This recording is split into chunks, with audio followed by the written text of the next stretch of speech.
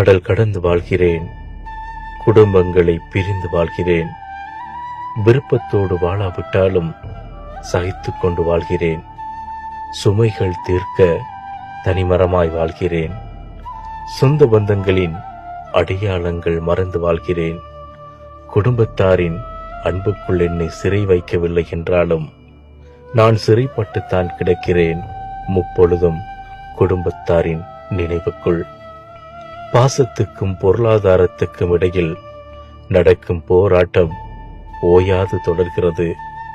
மனசு முழுக்க ஆசை குடும்பத்தோடு சேர்ந்து வாழ. பொறுப்புகள் சுமையாகி போக சின்ன சின்ன சந்தோஷங்களை கூட தொலைபேசியில் உற்று பார்க்க வேண்டியதாகிட்டு எதையோ செய்து மனதை மாற்ற முயற்சித்தாலும் சில நேரம் ரணமாகத்தான் இருக்கிறது. கசந்து போன இந்த வெளிநாட்டு